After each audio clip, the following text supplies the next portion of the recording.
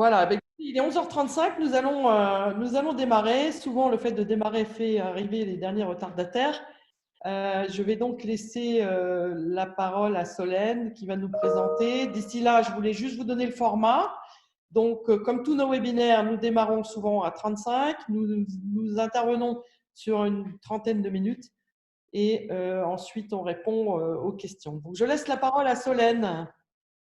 Bonjour à tous, je me présente Solène Blanchard, je suis chargée de communication chez CBCI. Déjà, je vous souhaite la bienvenue dans ce 5e webinaire CBCI qui va porter aujourd'hui sur la thématique de la prospection multicanale. Donc, il y aura également un focus sur la prospection digitale qui est plus qu'indispensable aujourd'hui. C'est un webinaire qui sera présenté par Cécile Bourri, qui est dirigeante et fondatrice de CBCI, membre de nombreux clubs et réseaux, et d'ailleurs très présente sur les réseaux. Je vous invite à aller la suivre. Et pour la première fois, on va accueillir également Sylvain Téten, business developer chez CBCI, qui se chargera de nous faire le focus sur la protection digitale. Donc, je vous rappelle juste rapidement que vous avez la possibilité de poser vos questions en direct dans le chat, donc le fil de conversation. Cécile, elle va prendre du temps à la fin du webinaire, donc n'hésitez pas à poser vos questions tout le long de la présentation. Donc, en effet, comme Cécile a précisé, on va avoir environ 35-40 minutes de présentation, suivi de 15-20 minutes de questions. Donc voilà. Ensuite, pour ceux qui aiment prendre des notes, sachez que vous allez recevoir un mail avec ce PowerPoint ainsi que le replay d'ici lundi. Je pense que c'est tout pour moi. Donc, je vais vous laisser avec Cécile et Sylvain et je vous souhaite un très bon webinaire. Merci beaucoup Solène. Donc, bienvenue à tout le monde. On va pouvoir démarrer avec la slide qui va nous parler. Donc, moi, je vais plutôt animer pour vous aujourd'hui la partie prospection traditionnelle puisque ça fait une trentaine d'années. Je voudrais quand même préciser mon profil. Donc, pour ceux qui ne me connaissent pas, j'ai occupé une fonction de directrice commerciale France et internationale auprès d'une société que j'ai amenée à devenir leader mondial en fabrication de textiles haut de gamme, que j'ai amené en défrichant 65 pays les uns après les autres et en mettant en place les structures en interne et en externe. Et donc, le fait de défricher a forcément un attrait et un lien avec la prospection et la mise en place ensuite des bons canaux de distribution, des bons suivis. Et tout ça, ça nous a amené à faire passer l'entreprise, enfin, ça m'a amené à faire passer l'entreprise de 6 à 23 millions d'euros sur une petite quinzaine d'années. Voilà, suite à ça, j'ai fondé CBCI en 2010 et notre expertise chez CBCI, c'est d'aller pouvoir aider toute entreprise qui souhaite mettre en place et structurer sa démarche de développement à l'international, donc avec de la stratégie du business, des business plans, en passant par la possibilité, grâce à notre service export externalisé, de pouvoir externaliser chez nous la fonction export avec un nom, une carte de visite, une adresse email dédiée, des téléphones dédiés pour pouvoir donc prospecter et mettre en place ce fameux courant d'affaires pour qu'il devienne pérenne. Pour cela, nous nous appuyons également sur notre réseau en France, à l'étranger. Solène l'a dit, je suis membre de beaucoup de réseaux, conseiller du commerce extérieur, les femmes chefs d'entreprise et puis les OSCI qui sont les opérateurs privés de l'international. Et on combine également avec nos amis de la Team France Export qui sont publics pour aller s'adosser à des événements dans les pays. Nous en reparlerons tout à l'heure. Voilà pour notre activité. Nous avons également un peu de community management et de site internet. C'est Solène qui gère ça chez nous. Et puis, on fait également de la formation et du coaching. J'y reviendrai à la fin, puisque l'objectif de ce webinaire, c'est à la fois de vous donner des fondamentaux que nous utilisons et nous pratiquons tous les jours depuis des années, et vous donner la possibilité de savoir les maîtriser par vous-même. Et si ce n'est pas possible, on vous aidera à éventuellement le mettre en place dans vos équipes, donc former, coacher pour pouvoir le faire. Et enfin, éventuellement, si vous préférez que nous adossions à une équipe en place, nous pourrons également chasser pour vous et vous transférer les leads. C'est une possibilité. Alors, sur les fondamentaux, il y a deux choses. Il y a la prospection traditionnelle et le digital. Donc, sur la prospection traditionnelle, on voit bien que l'objectif sera le même que sur le digital, c'est d'abord d'aller vers cette pyramide de la prospection, qui est déjà de bien connaître le client, analyser ses motivations, connaître son offre, connaître ses produits, ses services, automatiser tout un processus qui peut l'être pour gagner du temps et sans omettre de rester dans l'humain,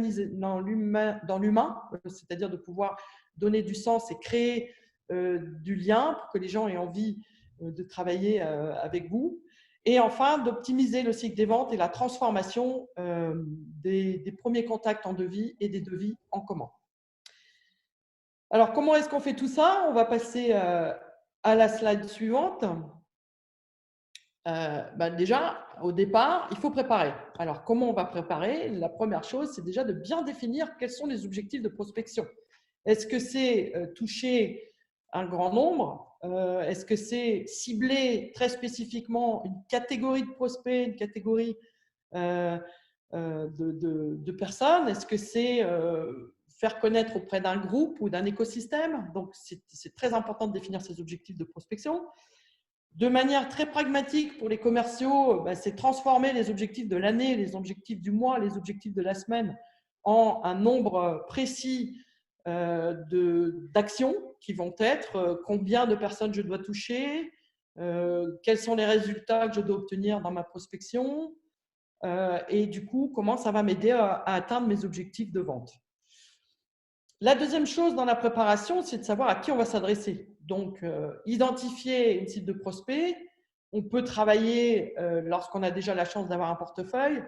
On va cibler qu'est-ce qu'on va dire aux clients actifs, qu'est-ce qu'on va dire aux clients inactifs, qu'est-ce qu'on va dire à la liste de prospects qu'on a rencontrés peut-être sur un salon ou qu'on a pu identifier déjà de par le passé. Et puis, on va essayer d'aller compléter tout ça avec des prospects que nous ne connaissons pas aujourd'hui et qu'on va aller chercher grâce à des méthodologies de recherche pour pouvoir donc passer à l'étape suivante qui est de préparer des fichiers de prospection, paramétrer tous ces outils qui vont être utilisés. Alors, de manière spécifique, un tableau qui peut être partagé, c'est ce qu'on fait chez CBCI, on partage ça avec les exportateurs qu'on accompagne et on définit ensemble les critères, le potentiel, les couleurs qu'on va mettre dans le tableau de manière à ce qu'on ait une vision claire de ce qu'on va faire sur chaque catégorie de prospects. Et ensuite, il est important donc de construire les bonnes stratégies d'argumentation, donc le fameux pitch qui va nous permettre de promouvoir les services ou les produits d'une entreprise, d'un exportateur ou qu'on accompagne et évidemment d'avoir anticipé au maximum les réponses aux objections les plus courantes pour être prêt lorsque l'intérêt est manifesté ou qu'il y a une réponse spécifique, de pouvoir rebondir avec les informations qui nous sont fournies. Alors, si on regarde, on a 3 catégories. Donc, on a la sédentarité de ce qu'on va faire comme action indépendamment du digital et on verra ensuite le terrain et comment aujourd'hui on peut pratiquer du terrain sans se déplacer. Dans l'emailing, avoir une approche de prospection, c'est aussi avoir un emailing qui est court, c'est-à-dire qu'aujourd'hui, vous savez très bien, pour vous pratiquer tous les jours,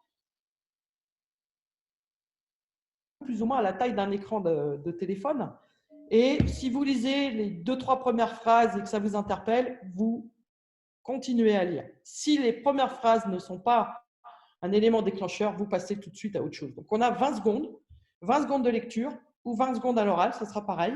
Donc, il faut un email court, des visuels dans la mesure où c'est possible avec un lien vers un site internet, vers peut-être un lien vers un company profile, c'est-à-dire une présentation de la société, et puis du contenu, évidemment, avec qui je suis, pourquoi je vous contacte vous. Ça, c'est très important de savoir pourquoi vous contactez la personne. Si vous avez identifié cette personne comme étant un acteur incontournable de la distribution dans une ville ou dans un pays. Peut-être vous avez contacté cette personne parce que vous avez repéré sur son site internet un besoin auquel vous pourriez répondre. Donc ça, c'est important. Ensuite, préciser quelle va être la proposition d'accompagnement et de valeur. Donc pourquoi moi, pourquoi mes produits, pourquoi ma société. Et enfin, systématiquement, le call to action, c'est-à-dire quelle est l'action finale dans l'email qui doit découler et qui va permettre de déclencher une réponse. On voit encore trop d'emails qui disent « je reste à votre disposition pour tout renseignement ». Il ne se passe forcément jamais rien puisqu'il n'y a pas de question qui a été posée.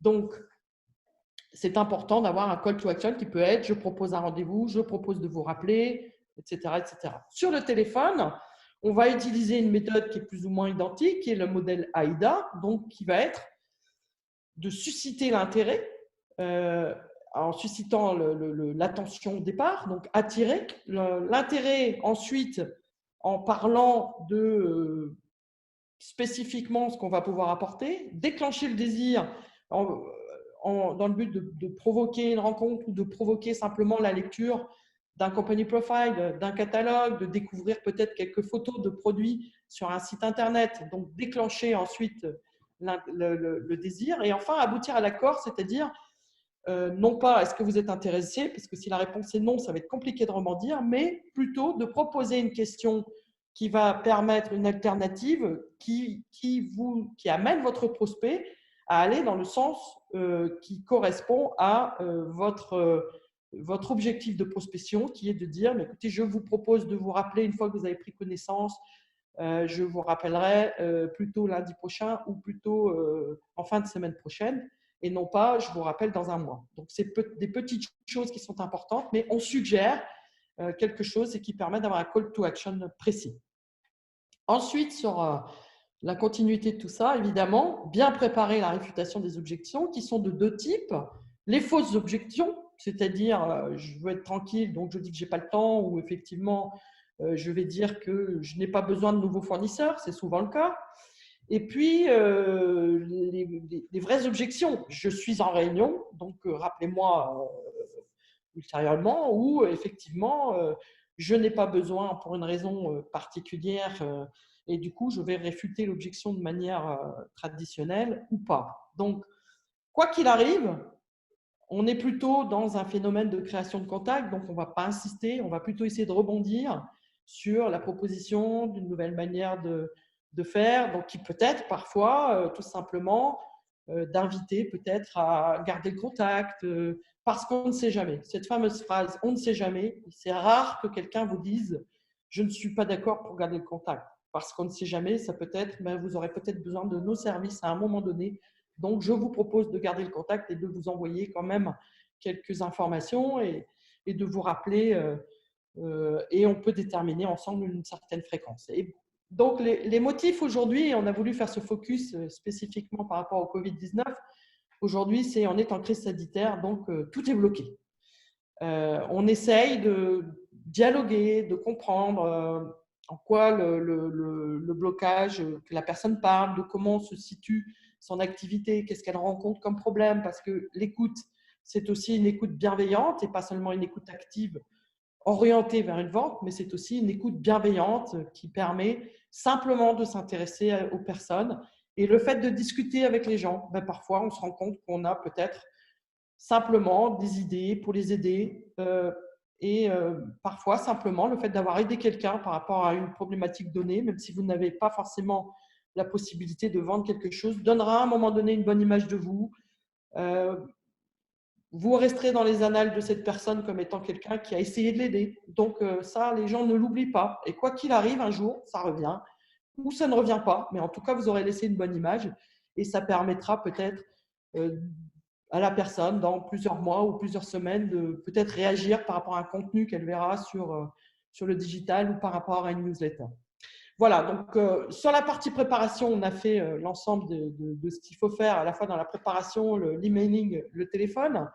Évidemment, l'objectif ensuite, c'est provoquer la rencontre, préparer des rendez-vous. Donc, on va quand même traiter ce sujet parce que même si le Covid nous oblige à faire ces rendez-vous à distance et nous verrons cette partie à la fin, on a quand même des rendez-vous qui sont possibles en présentiel, notamment sur la France et sur les pays limitrophes. Donc, qu'est-ce qu'il faut faire? Il faut bien organiser ces voyages de prospection, ces voyages de visite. Alors, comment on va préparer? On utilise des outils, par exemple, et on recommande beaucoup les utilisations d'outils comme le MyMap qui permet, par exemple, de bien avoir en fait en tête, lorsqu'on va se déplacer, une carte avec laquelle nous avons toutes les coordonnées, éventuellement l'heure, la date du rendez-vous, mais également le contenu, c'est-à-dire quelle approche on a eu, quelles sont les attentes de ce rendez-vous, qu'est-ce qu'on a identifié. Et tout ça permet également, lorsqu'on a un mix entre des rendez-vous programmés et des prospects potentiels qu'on a estimés comme étant à fort potentiel, de pouvoir combiner sur sa carte, lorsqu'on va faire ces passages, la visite d'un rendez-vous qualifié avec la visite d'un prospect sur lequel on va utiliser le terrain pour aller capitaliser sur une approche complémentaire, déposer une plaquette, essayer d'identifier peut-être un acheteur qu'on n'avait pas en allant également sur place. Donc voilà, la préparation doit être faite en ce sens pour avoir un maximum d'outils qui permettent d'être efficace le jour où on est en déplacement. La partie préparation, c'est 90% de la réussite d'une vente. Si le rendez-vous n'est pas bien préparé, la vente est fortement compromise. Alors, on a mis quelques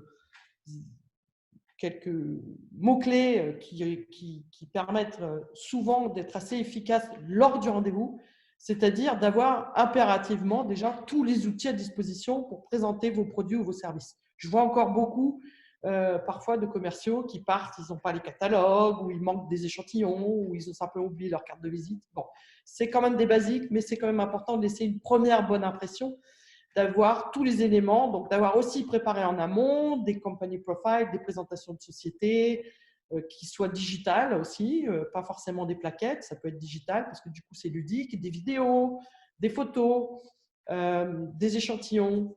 Et évidemment, les références clients, c'est le plus important, c'est ce qui va permettre à la personne de s'identifier à vous, de s'identifier au client pour pouvoir se projeter sur le fait d'avoir envie de travailler avec vous. La valeur ajoutée des avantages concurrentiels, c'est la partie la plus importante parce que ce n'est pas en disant que vous êtes réactif et que vos délais sont courts que vous allez faire la différence, parce que tout le monde dit la même chose. C'est vraiment d'être unique, d'être original, d'être différent et d'expliquer comment vous êtes différent, en quoi vous êtes différent de ce que peut être le concurrent, et vous demander pourquoi votre prospect serait plus enclin à travailler avec vous. Donc, lui donner les éléments qui peuvent lui permettre de provoquer cette décision. Les visuels, ça c'est super important, d'avoir un maximum de visuels. Donc ça, c'est pour la partie que vous allez présenter. Il faut également préparer la partie qui concerne votre prospect. Qui est-il? Quelle société? Il faut éviter de poser des questions qui correspondent à des informations qui sont existantes. Donc, il faut prouver à votre prospect que vous avez un réel intérêt à vouloir collaborer avec lui en lui faisant écho sur des choses que vous avez lues dans la presse, sur des choses que vous avez lues sur son profil, sur des points qui vous ont interpellé sur le site internet. Ça permet au moins de s'intéresser à la personne et de prouver qu'effectivement, vous avez essayé de préparer le rendez-vous de manière à être efficace pendant ce rendez-vous. La préparation du déplacement, évidemment, on parle de déplacement souvent en région, en France, à l'export, mais également, puisque chez BCI, on fait beaucoup d'Europe, on parle 3, 4, 5 langues, mais on fait aussi beaucoup d'Asie et beaucoup d'États-Unis et d'Amérique et Amérique du Sud. Donc, il est important d'avoir une préparation en amont de cette fiche de voyage qui est la feuille de route qui va permettre toute l'organisation du déplacement également en termes de logistique et de budget et également de validation de la géographie pour être dans l'optimisation à la fois du temps passé et du coût, puisque sur des déplacements à l'étranger, les nuitées et les avions ou les trains sont quand même assez coûteux, donc c'est important de très bien optimiser toute cette partie-là. Alors, sur la slide suivante, nous allons pouvoir regarder comment on gère aujourd'hui la prospection terrain chez CBCI avec le Covid. Écoutez, on a la chance d'être à Lille et si on veut associer cette situation inédite de guerre sanitaire et de de valeurs nouvelles qui sont apparues, puisqu'aujourd'hui, on ne va plus se battre pour un salaire et un job, mais on va se battre plutôt pour sauver des vies et pour notre santé. Je pense que dans notre prospection, c'est pareil. On va essayer d'être plus respectueux de la planète. Donc, on loue souvent, nous, des véhicules. Donc, on peut louer des véhicules électriques. Donc, voilà, c'est une première partie. Et on voit qu'on est à 1h20 de la Belgique. On est à 3 heures des Pays-Bas, du Luxembourg, de l'Allemagne. On peut également décider d'optimiser nos déplacements en prenant le train. Londres n'est qu'à 1h30, Bruxelles 20 minutes, Paris 1 heure en train. Et puis, nous avons, lorsque ça sera possible, beaucoup d'aéroports à proximité qui nous permettent aussi d'optimiser les déplacements, puisque jusqu'à maintenant, nous arrivions à traiter parfois des capitales européennes sur à peine 2 jours de déplacement sur place. Voilà, donc on a cette possibilité de terrain, donc à la fois associer le traditionnel qui va reprendre un jour et en même temps le fait d'essayer de diminuer notre empreinte carbone. Donc je reviendrai vers vous à la fin de cette présentation pour vous montrer comment est-ce qu'on compense la prospection terrain qui n'est pas possible aujourd'hui. Et comme c'est un sujet digital, j'y reviendrai à la fin et je vais laisser la parole à notre business développeur, Sylvain. Alors, merci Cécile. Donc la prospection digitale, chez CBCI, nous on l'utilise beaucoup et c'est quelque chose à utiliser, c'est dans l'air du temps d'utiliser la prospection digitale. Donc l'objectif principal de la prospection digitale, c'est de gagner énormément en visibilité en y consacrant relativement peu de temps afin de générer des leads et d'engager peu de coûts de prospection. On peut passer à la slide suivante. Je vous invite à poser des questions sur le fil de conversation pour qu'on puisse y répondre à la fin. Merci Sylvain. Donc, l'intérêt, donc, comme je le disais, c'est d'augmenter la visibilité, de faire en sorte que les prospects connaissent votre entreprise. Donc, par exemple, le référencement. Donc, savoir quels mots-clés un prospect type pourrait utiliser pour chercher ses besoins et voir comment on peut rentrer dans ces mots-clés pour y répondre. Utiliser le site internet, mettre des liens pour que les prospects puissent aller voir le site internet et découvrir l'offre. Et donc suivre ces prospects à travers leurs posts notamment et comprendre leurs besoins et savoir comment y répondre.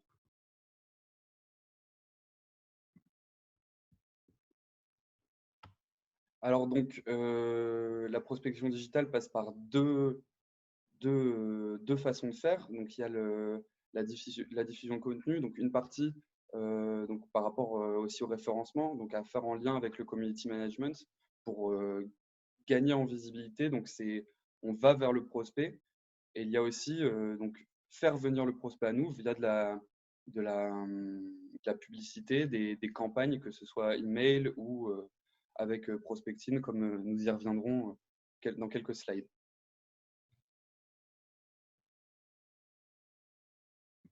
Est-ce qu'on peut avoir la slide suivante, s'il te plaît, Solène?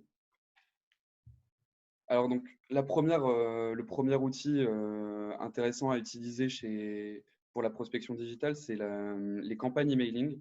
Donc là, on prend l'exemple de Mailchimp parce que c'est ce que nous utilisons chez CBCI, mais il existe également d'autres outils. Il y a notamment ActiveCampaign qui est également très utilisé et d'autres, il en existe une multitude. Donc, il y a deux cas de figure où on va utiliser la campagne emailing. Donc, la diffusion de newsletters c'est plutôt générique, des informations générales sur l'entreprise, des nouveautés, des actualités. Ça peut être utile dans le contexte actuel puisque les choses évoluent très vite actuellement par rapport à la crise sanitaire qu'on est en train de vivre. Ça permet de tenir au courant ses prospects et ses clients. Et ensuite, il y a en vue des campagnes plus ciblées, notamment en prévision d'un déplacement ou d'un salon. On peut prendre l'exemple, nous, avec un de nos exportateurs, nous avons réussi à obtenir 3 rendez-vous en vue du salon qui a été malheureusement reporté, qui devait avoir lieu en mars, French Art de Vivre. Donc rien qu'avec notre première campagne emailing pour ce salon, nous avons obtenu 3 rendez-vous. ce qui est quand même déjà pas mal et qui nous permet de gagner, ça prouve bien que ça permet de gagner en visibilité. Alors par contre, la campagne, il faut bien la préparer. Il faut préparer son planning d'envoi de campagne. Il y a une première campagne, ensuite des relances. Choisir le bon timing et les bons prospects à cibler. Est-ce qu'on peut avoir la slide suivante, s'il te plaît, Solène?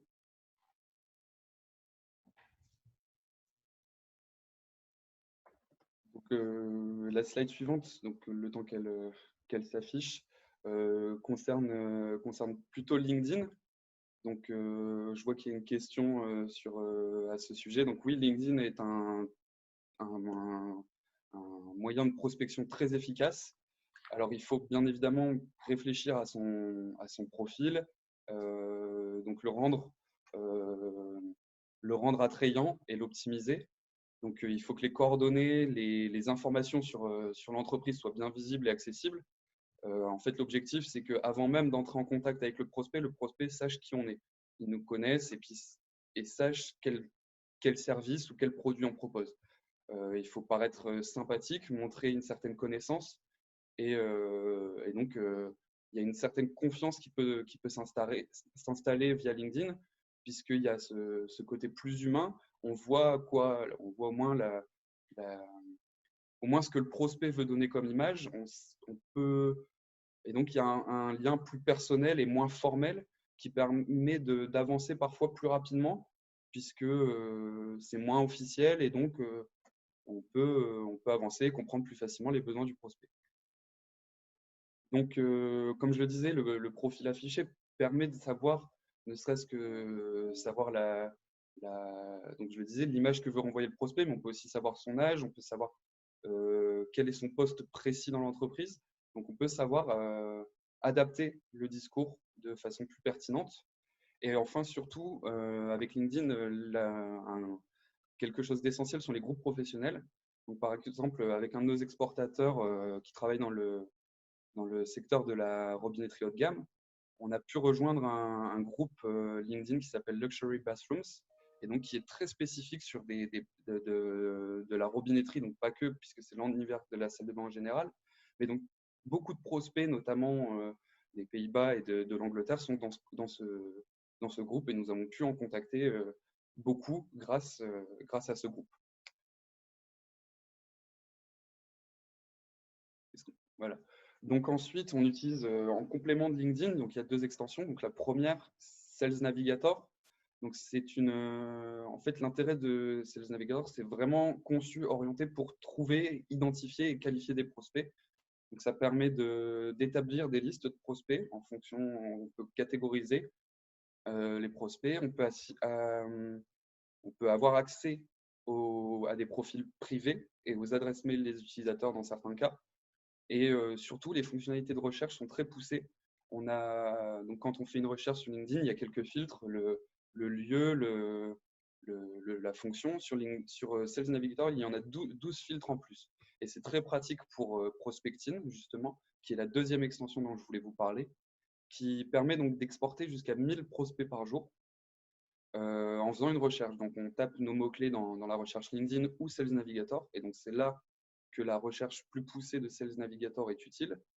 Et ensuite, il existe donc des fonctionnalités prévues avec Prospecting qui permettent donc notamment la fonction scénario qui va permettre d'entrer en contact avec beaucoup de gens.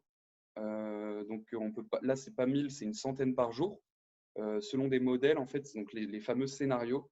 Donc un modèle de connexion, de demande de connexion, d'envoi de messages, de relance à moduler selon la façon de prospecter, le type de client pour toucher, et on peut toucher comme ça une centaine de personnes par jour.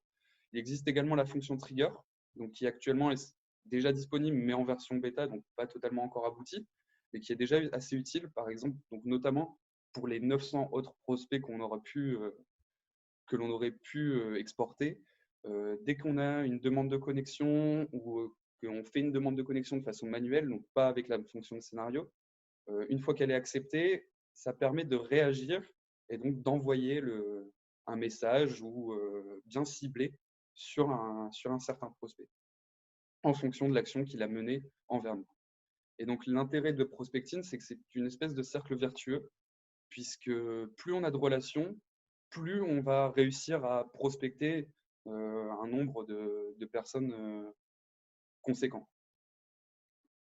Donc, chez CBCI, nous, on utilise la prospection digitale avec… donc, on utilise ces 3 outils, LinkedIn, Sales Navigator et Prospecting, pour chacun de nos exportateurs.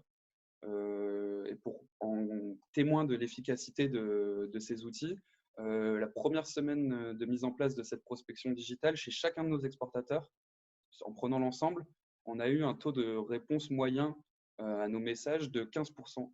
Et un taux d'acceptation de demande de connexion de plus de 50% pour la première semaine, ce qui est impensable avec une campagne emailing classique, d'avoir un taux de réponse à 15% pour une campagne.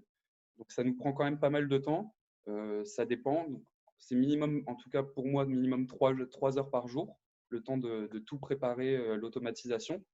Mais ça peut prendre parfois jusqu'à 5 heures, voire plus, si c'est un bon jour et qu'on tombe sur des prospects réactifs ce jour-là et intéressés.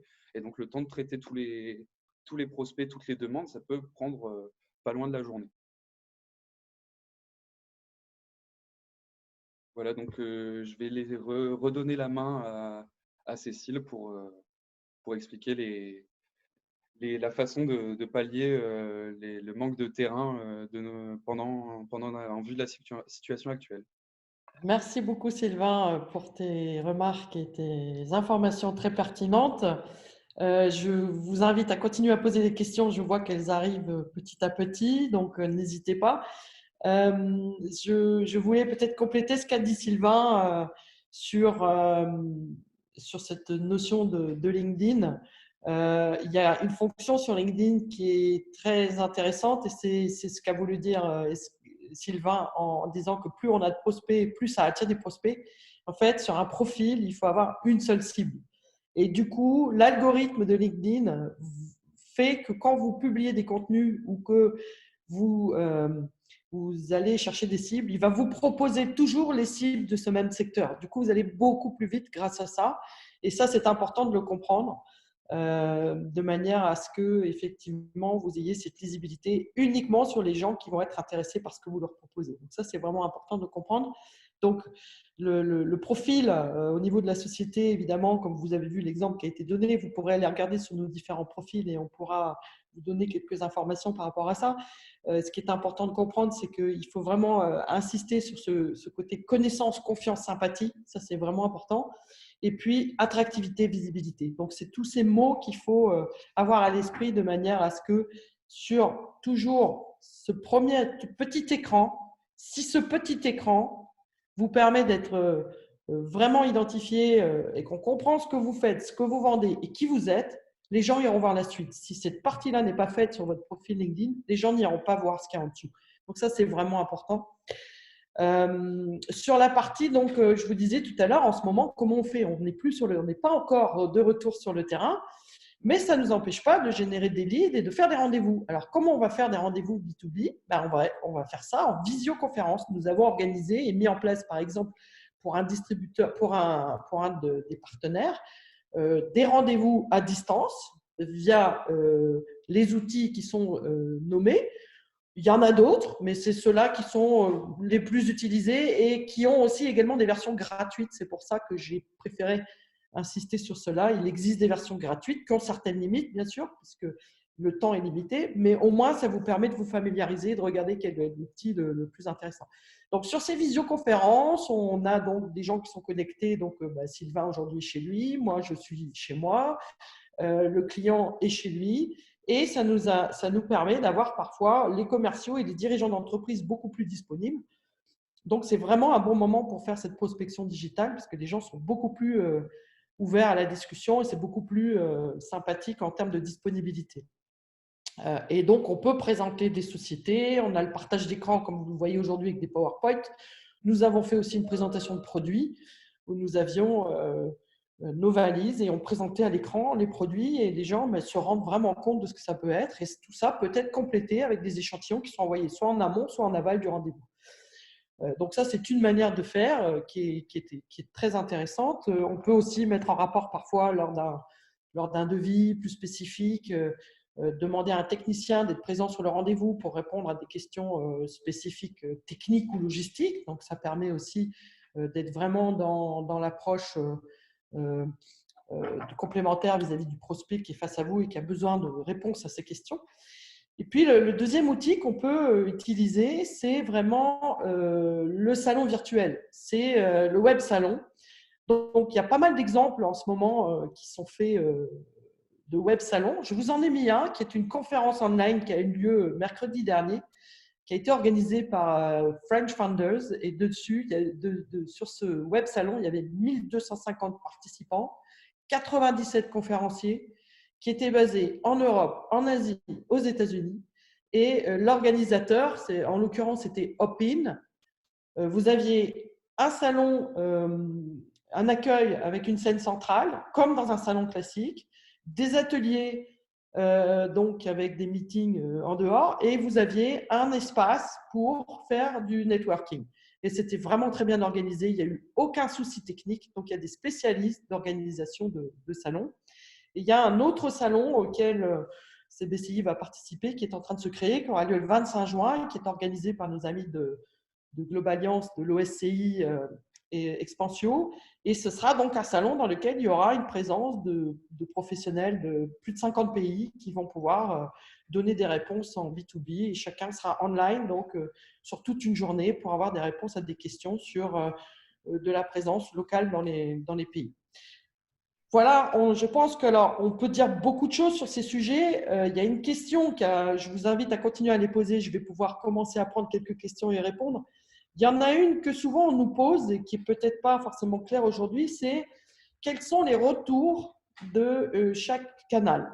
Alors, les retours évoluent en fonction des prospects, des exportateurs, de la qualité de vos outils, donc les outils marketing, les pitchs, les catalogues, les visuels, il faut qu'ils donnent envie. Et en fonction de tout ça, les retours vont déjà être différents. Maintenant, comme vous l'a dit Sylvain, on voit bien qu'avec de l'automatisation, qui est la prochaine étape de la prospection digitale, puisque là, on fait prospecting et tous ces outils de Sales Navigator et LinkedIn. Si on automatise, ensuite, on peut aller vers une démarche d'autorépondeur, c'est-à-dire qu'on peut automatiser par des messages qui sont envoyés à des gens, soit qui visitent votre profil, soit qui visitent votre site internet, soit qui ont manifesté un intérêt. Et du coup, ils reçoivent des messages automatiques que vous personnalisez vous-même une fois de plus par ces scénarios et qui peuvent permettre aussi d'augmenter ces taux. Alors, les taux de conversion, si on fait un appel à froid au téléphone aujourd'hui, c'est entre 1 et 10%. Sur les campagnes emailing, les taux d'ouverture que nous obtenons, c'est plutôt entre 30 et 50% quand le fichier est qualifié. S'il n'est pas qualifié, les taux d'ouverture sont inférieurs à 30%. Donc, l'importance du fichier de la qualification est aussi intéressante. Donc, plus vite vous allez vers le décideur, plus vite vous avez une chance qu'il soit intéressé parce que ça matche bien avec son besoin. Et donc, sur le digital, le taux de transformation, il est quand même de 30, comme vous l'avez dit, de 15 à 30. On a des taux d'ouverture jusqu'à 50%. Et les réponses de rendez-vous direct ou de prise d'intérêt direct, elles sont, comme l'a dit Sylvain, plutôt entre 5 et 15%, ce qui est énorme parce que le coût d'acquisition client souvent est important. Alors, ce qu'on réduit, ce n'est pas forcément le taux de conversion. Ce qu'on réduit, c'est le temps qu'on va passer pour transformer le prospect en client. Donc, ces pourcentages sont assez variés. Évidemment, le téléphone, on va plus l'utiliser non pas sur de la prospection à froid, mais sur une relance qui fera suite à un premier contact digital. Alors, je vais prendre les quelques questions qui viennent d'arriver. Donc, il y a une première question de Yann. Pensez-vous que LinkedIn est à ce jour l'un des meilleurs supports de prospection? Alors, vous l'avez compris, l'objectif déjà de ce qu'on fait aujourd'hui, c'est la prospection multicanal. Aujourd'hui, on ne peut pas avoir un fonctionnement en disant si je ne fais que du digital, ça ne va pas marcher, il faut de l'humanité. Si je fais que du téléphone, ça ne va pas marcher.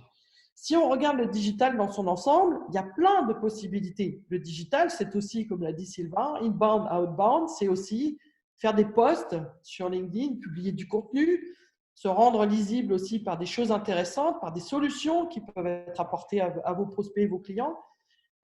Et du coup, LinkedIn aujourd'hui est un des grands vecteurs, mais ça va surtout dépendre de votre produit et de vos services. On sait que Facebook va être peut-être aussi bien adapté, parfois plus sur une approche B2C, peut-être plus sur une approche commerce, alors que LinkedIn était vraiment un vecteur en B2B. Mais ça va dépendre aussi du pays dans lequel vous voulez faire de la prospection.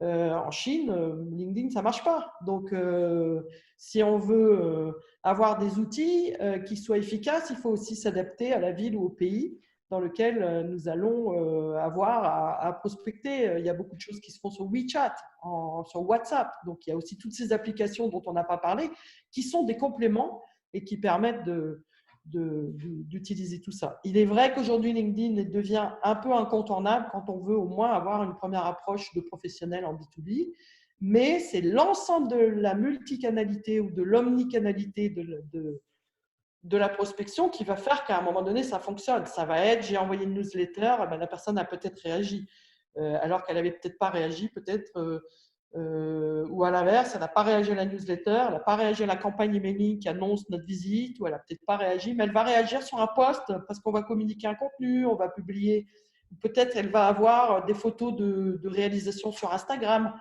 Donc, vraiment, il faut être assez large et en fait, on va vous aider, nous, chez CBCI, lorsque vous voulez travailler cette notoriété digitale et cette prospection, on va vous aider à choisir les bons canaux en fonction de vos produits et vos services. Donc, j'espère avoir répondu à cette question. Si je résume, LinkedIn Sales Navigator est presque un incontournable aujourd'hui, mais ça n'est pas le seul et c'est l'ensemble de la multicanalité, de l'omnicanalité des outils de prospection qui va faire qu'à un moment donné, ça va marcher.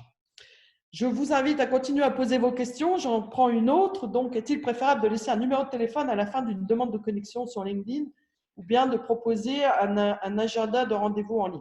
Alors, je pense que ce qui est important de dire aujourd'hui, c'est que toutes les approches de vente directe ne fonctionnent pas. Si vous contactez quelqu'un sur LinkedIn pour lui dire « voilà mon catalogue, voilà ce que je veux te vendre », ça ne va pas bien se passer. La personne en face, elle va se sentir comme un porte-monnaie et du coup, ça ne marchera pas. Les approches aujourd'hui sont des approches humanisées, des approches bienveillantes et des approches de contenu. C'est-à-dire, vous allez pouvoir, grâce aux communications que vous faites, pouvoir susciter l'intérêt parce qu'à un moment donné, comme je le disais précédemment, le contenu va faire que la personne va être intéressée. Donc, on peut pratiquer ce côté téléphone ou agenda en ligne quand on a fait en amont toute la démarche de prospection qui a permis certainement de susciter l'intérêt d'avoir un premier échange. Maintenant, le numéro de téléphone, si la personne elle a envie de vous contacter, j'espère que vous l'avez mis sur votre profil LinkedIn. C'est la première chose à mettre. Il faut qu'il soit dans votre bandeau. Il faut que votre téléphone et que vous contacte, il soit dès le petit écran. Il faut qu'on les voit tout de suite. Il faut qu'on voit comment vous contacter quand on clique, qu'on ait le moyen de vous trouver. Donc, mettre son téléphone en plus, je ne suis pas convaincue. Ça peut parfois donner un peu de pression inutile. Et comme on ne sait pas, sauf si vous connaissez le prospect en question et qu'effectivement, il a manifesté le fait qu'il voudrait vous contacter, je ne suis pas convaincue, mais c'est une question de dosage. En fait, tout dépend à quel moment vous contactez cette personne. Proposer l'agenda en ligne, c'est très, très bien. Effectivement, ça fait partie de ce mécanisme de prospection par marketing automation, donc par automatisation du processus marketing, qui va au-delà de tout ce qu'on a vu aujourd'hui, qui fait l'objet d'autres webinaires plus précis sur le sujet, parce que là, effectivement, vous pouvez combiner toutes ces actions avec des scénarios, des messages automatiques et la possibilité, une fois qu'on a reçu le message, d'aller sur un agenda de rendez-vous. Donc ça, c'est la suite. Donc ça, c'est tout à fait possible de le faire, à condition, une fois de plus, d'avoir bien respecté les étapes en amont pour ne pas être dans une agression vis-à-vis des personnes que vous contactez. J'aimerais rebondir sur un commentaire qui a été fait, si tu le permets, Cécile. Pardon, Sylvain, vas-y. J'aimerais juste rebondir sur le commentaire qui dit qu'en Russie, LinkedIn ne fonctionne pas, de même qu'en Chine. Il existe des méthodes pour contourner ça. On peut utiliser par exemple des VPN qui utilisent en fait des serveurs d'autres pays pour contourner les interdictions que font certains pays sur certains sites et avoir accès à des sites qui ne sont pas disponibles dans le pays. Voilà, bah voilà. Merci Sylvain. Donc ça, c'est une des réponses, effectivement, de contourner par les VPN. L'autre réponse, c'est aussi d'aller en amont identifier, lorsqu'on prépare toute sa prospection, quels sont les vecteurs qu'il va falloir utiliser et prendre des abonnements sur ces vecteurs-là qui vont être beaucoup plus efficaces. Effectivement, Yandex est en Russie le moteur de recherche qu'on utilise le plus puisque c'est celui dans lequel il y a toutes les adresses mail spécifiques. Maintenant, et on y reviendra, il y a aussi cette possibilité de travailler avec nos partenaires locaux basés à l'étranger qui sont un relais de prospection locale et très efficace pour pouvoir nous amener un minimum de lisibilité. Donc, on peut également, on n'a pas parlé de la presse qui est aussi un vecteur de lisibilité et de prospection. Contacter la presse et mettre des articles qui expliquent ce qu'on fait, quelles réalisations on a et en quoi on apporte des solutions à nos clients, à nos prospects, c'est aussi un moyen d'attirer des prospects. On n'est pas forcément obligé de tout faire avec de la presse payante. Il y a aussi beaucoup de rédactionnels et autres qui peuvent se faire par la presse traditionnelle ou par Instagram qui est plutôt très orienté photo, réalisation et mise en avant des produits. Voilà. Est-ce qu'il y a d'autres questions? Je ne sais pas si vous avez encore quelques questions à poser sur cette prospection. Alors, le sujet est très, très vaste et du coup, la complication de le traiter en profondeur nous a fait bien nous tirailler la tête et l'esprit parce qu'on préfère privilégier des formats de webinaires courts pour qu'ils restent dynamiques et que votre attention soit retenue au maximum. Et à l'origine, notre PowerPoint faisait 40 pages et on l'a simplifié sur une vingtaine de slides parce que 40 pages, c'est trop sur un seul webinaire. Donc, écoutez, c'est l'occasion pour moi, sur cette dernière slide, s'il n'y a pas d'autres questions sur le fil d'actualité, de vous dire que nous sommes là, effectivement, pour répondre à des questions spécifiques qui pourraient subvenir suite à tous les webinaires ou à ce webinaire que nous avons animé. Donc, évidemment, le temps que vous puissiez nous contacter, vous avez la possibilité de le faire. On peut également répondre à des questionnements concernant le fait de comment mettre en place tout ça chez vous, c'est-à-dire à la fois si vous avez un service existant, vous avez peut-être déjà des commerciaux chasseurs, vous avez peut-être déjà plutôt des commerciaux éleveurs, c'est-à-dire qu'ils prennent des leads entrants et qui les transforment parce que c'est systématiquement des demandes de devis. L'idée, c'est peut-être d'aller élargir votre acquisition client. Donc, comme je vous l'ai dit tout à l'heure, on peut très bien venir en complément de vos équipes pour avoir une action comme on l'a chez CBCI et vous générer des leads qui sont transformés ensuite par vos équipes techniques et spécialistes de vos métiers. Maintenant, sur la prospection, c'est un métier. Et on peut également, on a des séances de formation et de coaching où on peut arriver dans vos entreprises pour aider vos commerciaux à être plus en phase sur l'acquisition client de manière très pragmatique sur les approches. Enfin, je vous inviterai à découvrir le nouveau site que nous avons créé récemment, que Solène a brillamment créé, cécilebourry.com. Et là, vous aurez tous les détails de tout ce qu'on peut vous apporter en complément de ce qui a été fait sur ce webinaire. Maintenant, une fois de plus, la solidarité Covid étant, on n'est pas là que pour vous donner ou vous vendre quelque chose. On est ravis de pouvoir aider et d'être solidaires pour vous aider, vous, à voir clair pour cette sortie de crise et comment faire à distance lorsqu'on n'a pas forcément la possibilité de se déplacer à l'étranger. Et j'espère qu'on vous a donné en tout cas des outils pour que vous puissiez travailler par vous-même. C'est le but de ces webinaires. On se tient en tout cas à la disposition. Je vais laisser la parole à Solène. Je vous remercie. Il y a encore quelques questions, quelques commentaires peut-être qui sont arrivés. Bon, plutôt très intéressant. Merci. Écoutez, merci, c'est sympa. Je vais laisser la parole à Solène qui va nous raconter la suite des aventures. Merci Cécile. Alors oui, effectivement, on peut d'ores et déjà vous annoncer notre prochain webinaire CBCI qui sera donc sur le sujet de l'externalisation des forces commerciales export. Donc, c'est un webinaire qui est en partenariat donc, avec Anne-Martelle Raison, qui est dirigeante de EOC International et qui a déjà effectué un webinaire CBCI avec vous. Ainsi qu'Agli Breidenstein de Salveo, qu'on a rencontré pour une fois. Et c'est donc un webinaire qui va parler de services export externalisés, d'exportation collaborative et de la gestion des ressources humaines locales. Donc, c'est un webinaire à ne pas manquer. Il tiendra donc le 28 mai, le jeudi 28 mai à 11h30. Donc, on a choisi de laisser passer la semaine de sortie de confinement parce qu'on s'est dit que tout le monde allait être bien occupé et qu'il valait mieux reporter ça. Et puis, la semaine suivante, c'est l'ascension. Donc, on se retrouvera le 28. On va vous envoyer le lien d'inscription lundi que vous retrouverez également évidemment sur nos réseaux sociaux.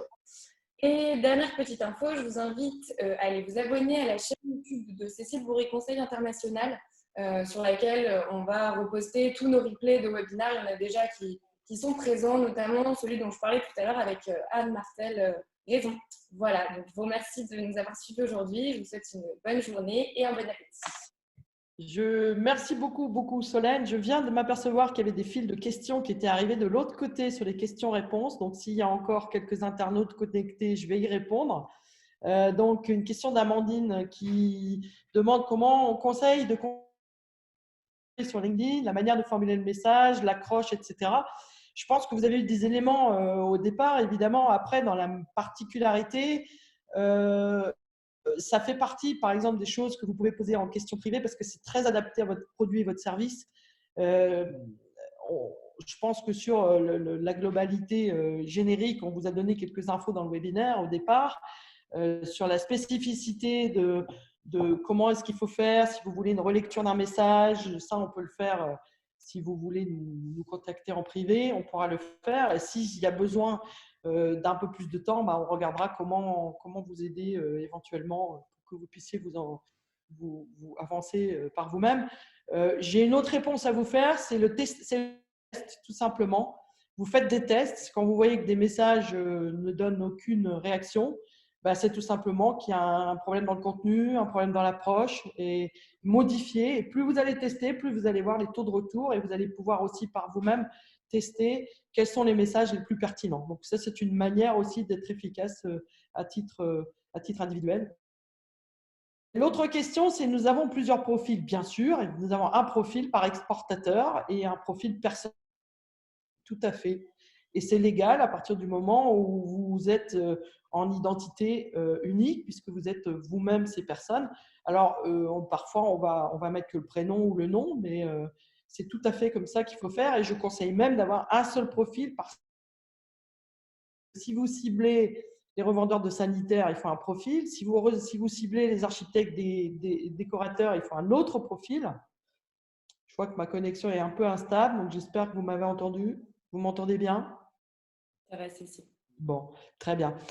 Voilà, donc j'espère avoir répondu aux dernières questions. Vous m'excuserez de ne pas les avoir vues avant. C'est vrai que quand le fil de conversation est en route, je ne vois pas forcément. Je viens de le voir pendant que Solène intervenait. Donc encore merci à tout le monde pour votre attention sur ce webinaire qui va reprendre en fait l'ensemble des webinaires précis qu'on avait fait. On va réduire l'exportation collaborative que nous avions fait jusqu'à maintenant. Et sur l'externalisation des RH, ce sera comment est-ce qu'on peut vendre avec des vendeurs locaux dans chaque pays qui peuvent être des commerciaux à temps partagé, hébergés par nos partenaires à l'international ou des VIE. Donc, on pourra parler de tout ça lors de ce prochain webinaire. En tout cas, merci à tous pour votre attention et puis au plaisir d'échanger avec vous et de vous retrouver peut-être prochainement pour d'autres aventures. Bonne journée à tous.